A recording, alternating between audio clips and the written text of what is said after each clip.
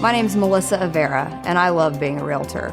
I specialize in real estate in the DFW and surrounding areas, and I also grew up here, so I'm very familiar with the Metroplex. Buying or selling a home can be an extremely stressful task, so I really try to go the extra mile to take that stress out of my clients' hands. This is Going the Extra Mile. Now, from Frito Nation Productions in the Caddo Office Reimagined Studios, here's Melissa. Hey everybody, I am super fired up today about this episode. I have a great friend of mine in the studio today who also happens to be my loan officer. His name's Erik.Tomlinson with Supreme Lending. Thanks for being here today, Erik. Hey, no problem. Thanks for having me. Today we're going to talk about several things pertaining to buying a home and, qualifying for a home loan, what the process is for people who've never bought a home, kind of what you need to know, what you can expect, and just kind of answer some top questions that we get a lot from first-time buyers or people who haven't done it in a long time. So I would say let's start with the first question that I get all the time is, do I have to put 20% down in order to buy a home? It's a good question. I had the same when I bought my house. You do not need 20% down. You can have 20%, and I would almost advise if you have good credit, I would say don't, because the mortgage insurance you pay is going to be cheaper than that extra money you put down. Yeah. I saw a situation today. It was a $300,000 purchase, and she's like, I don't have $60,000. And I said, you don't need $60,000. You could put 10% down. The mortgage insurance payment was less than $100. Let's just say it's $100. It's only going to be on there for 5 years, so you spend maybe $6,000 over 5 years instead of paying that extra $30,000. Right. And we did the math. It saved her $24,000 out of pocket. You could leave that in an interest-bearing account and make $10,000 over that just on the money alone. That's awesome. Yeah. So it almost makes sense to not put 20. And people think that by putting more money down, well, I want a lower payment, so I'm gonna put more money down. I'm gonna finance less.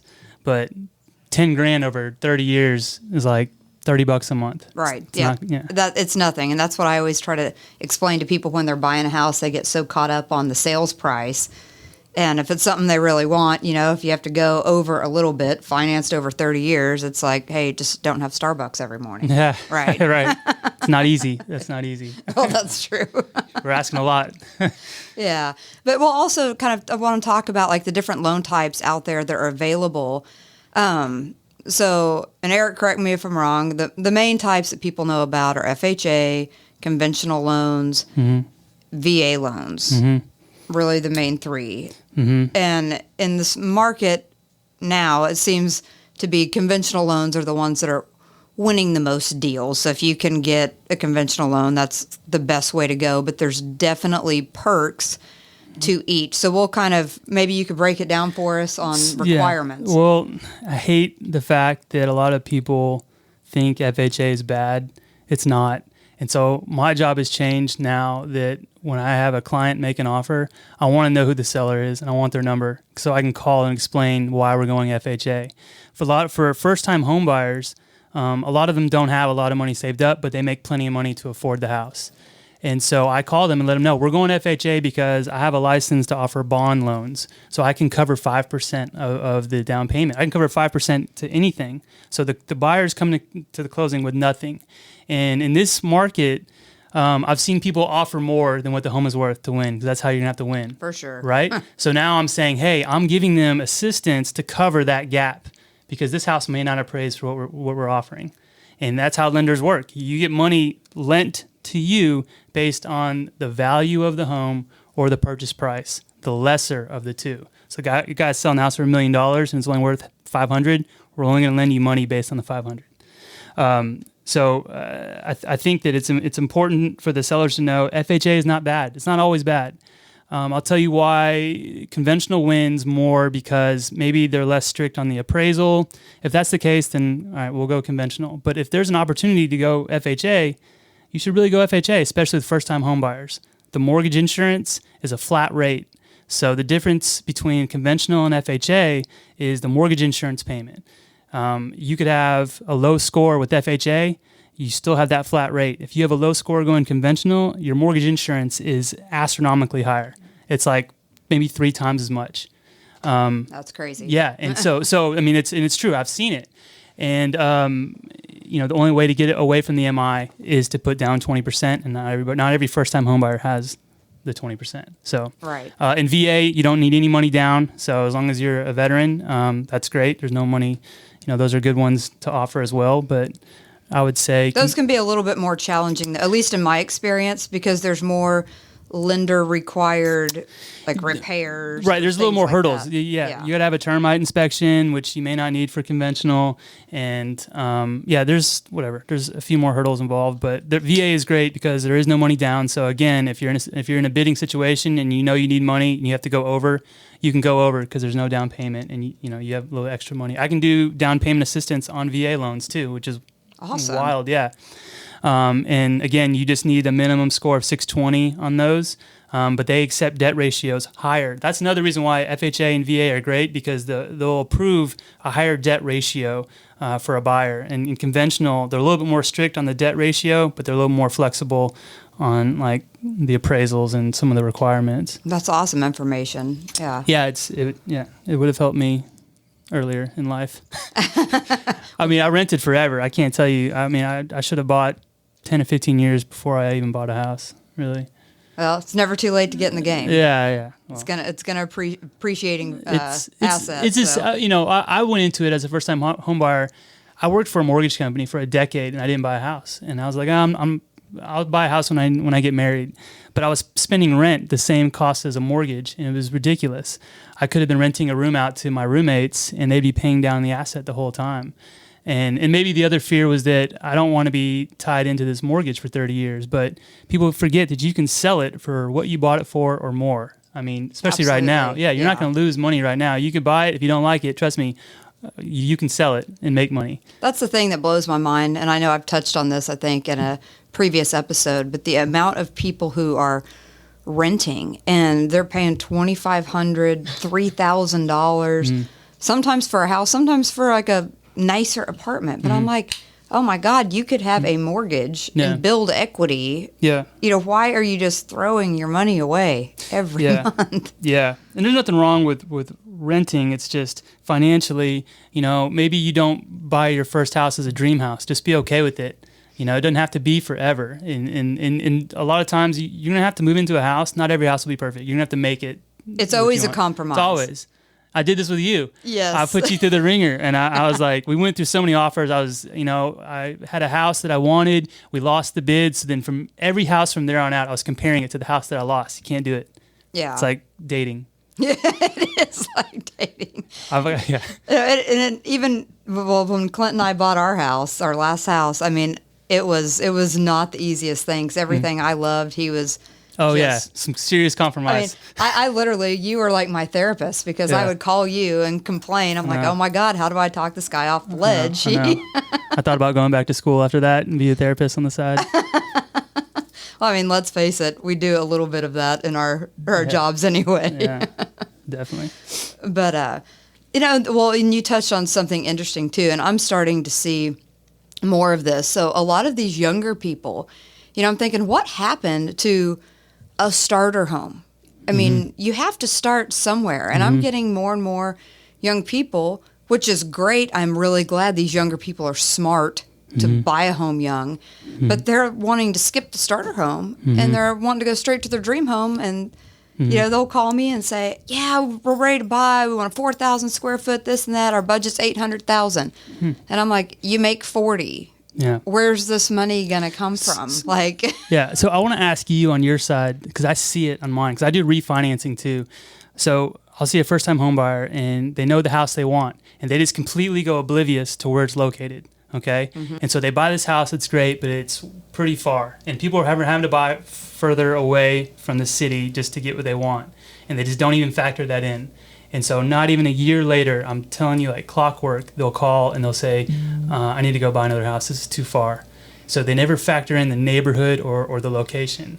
Like, you got to be able to assess the value in that. Like, they'll see a house that's kind of centrally located, but they're like, that's not what I want. I'm telling you, the location will make you much happier. And if it's not what you want, then knock down a wall and paint it, put some floors in. You have to like have a vision. You have to be a visionary these days to get into a house, right? And I see a little bit of that. I'm getting more people now who are willing to move further out because their jobs are now remote. Well, that's true. And they think it's going to be indefinitely, so they have no problem going a little further out. Your money goes further. But I always tell people, whether or not you're married, whether or not you have kids, you need to consider the area you're buying. You know, if the schools suck in the area you're buying, even though that doesn't matter to you, the likelihood of you living in the house that you're going to buy, especially your first house forever, is almost next to none. Most people move every 3 to 5 years, and you have to think about future buyers for your house. They're likely going to have a kid or two, and school district is important. I'm getting more people from Dallas who I never thought would leave the Dallas bubble, and they're wanting to come to Collin County or further north because... Are they about to have kids? Are they married?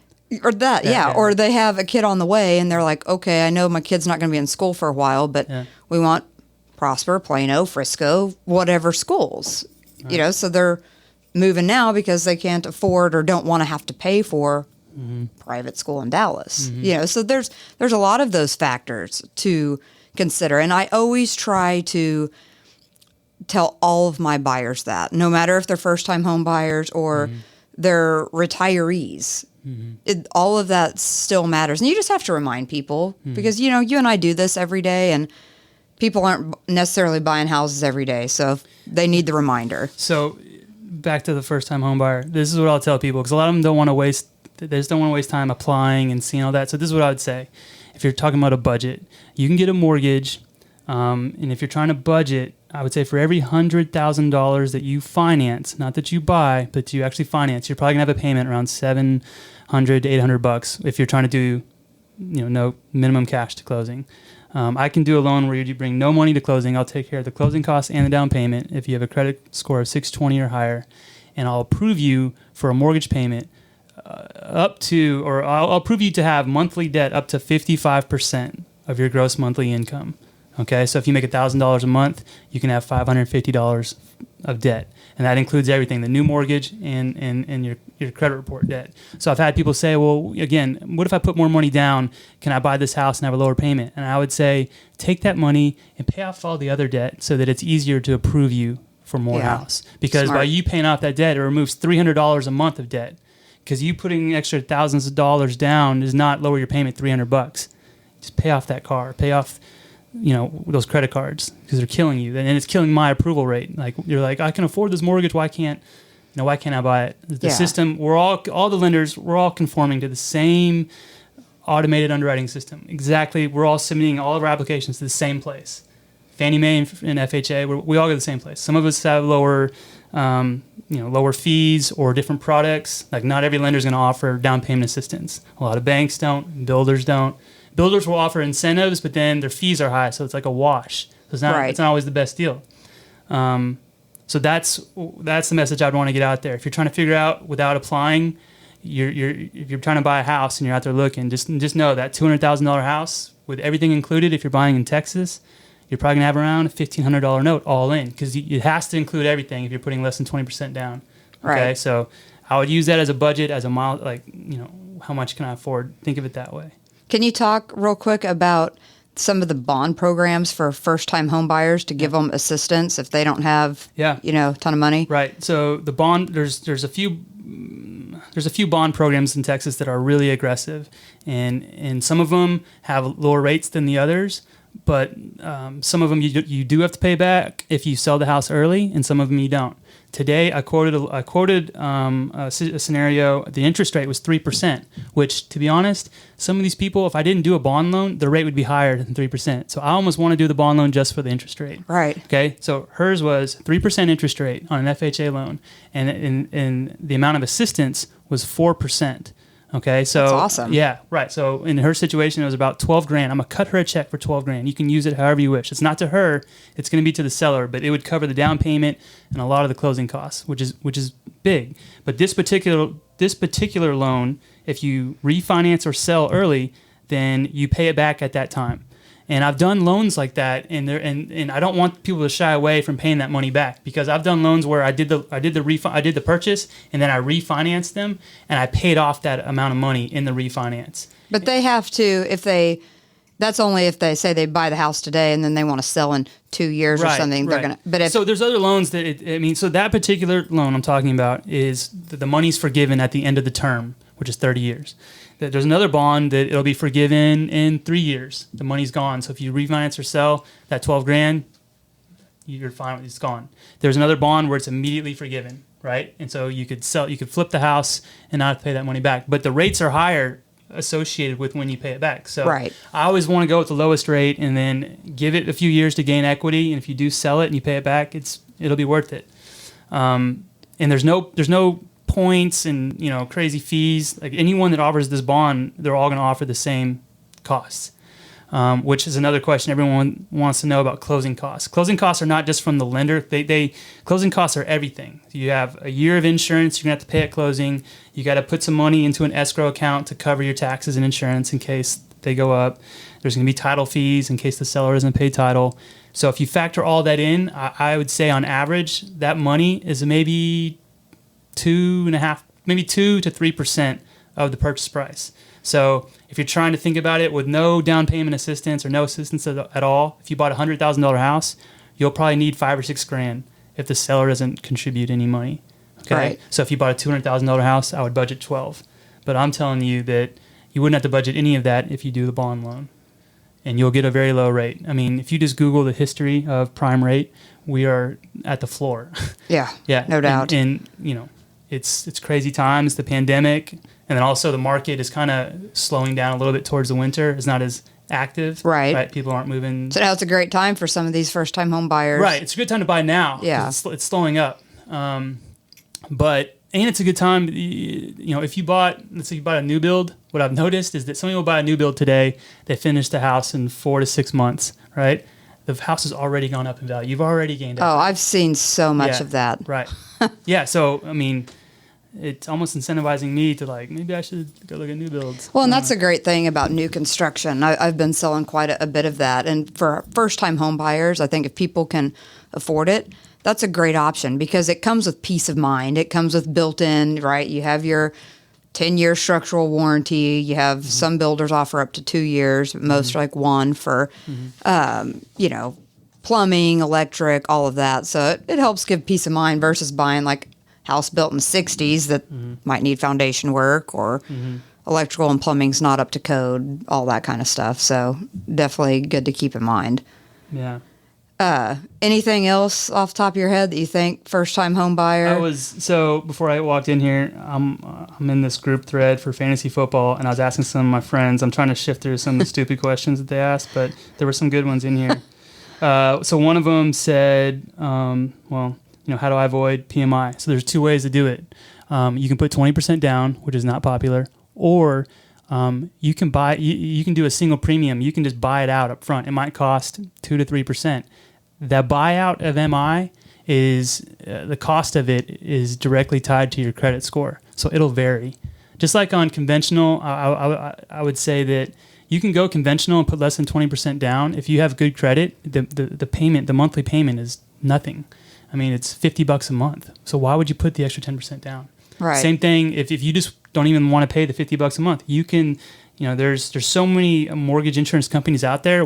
My company has this function where I can see everybody's all at once on one screen. I can see the cheapest MI in one screen. I can tell you can either have the monthly or you can buy the single premium.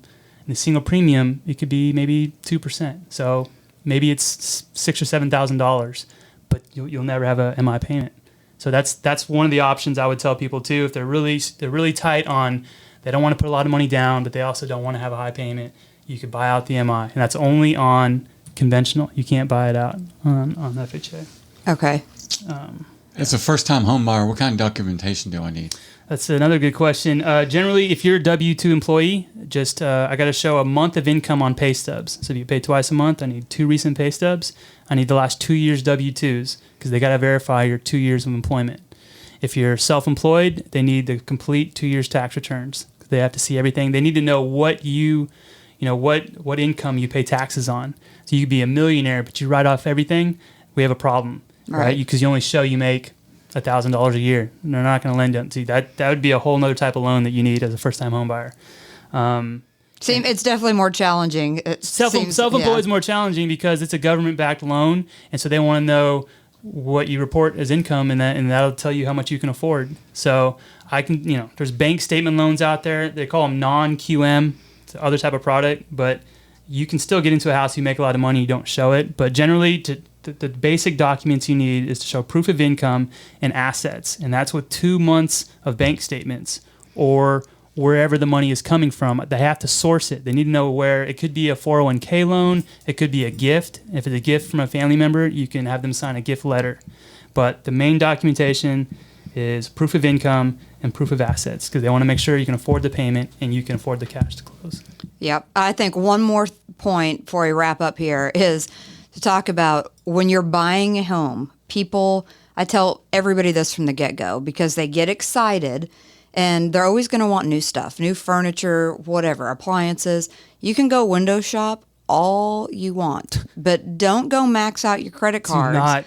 Don't go buy anything. Like I've had so many people who, then you don't know what you don't know. But I had a client who got a different job while they were under contract, and it was a better job, but that screwed up the whole deal. Like change nothing financially. Just keep everything status quo. As soon as you close, go rack up, go buy whatever the hell you want. Change jobs, but I've seen deals just go sideways if you... Do not finance anything, and then do not spend all the cash in your bank, because wait till we're done before you do all of that. And don't open up new lines of credit. Definitely do not do that. It's going to hurt. Yeah. Yeah, I want to put that on my signature line in my email. Don't change anything until we close. You should. Yeah. Add it today. Bold, large font. Yeah. Well, thanks, man. This was awesome. Thanks for having me. Anytime. If you have questions about buying, selling, renting, or investing, don't go at it alone. Reach out to Melissa at 214-280-4317 or Melissa at melissamovesdfw.com. You can find out more about the Melissa Avera Realty Group at TVG by visiting melissamovesdfw.com. Thank you for listening to Going the Extra Mile.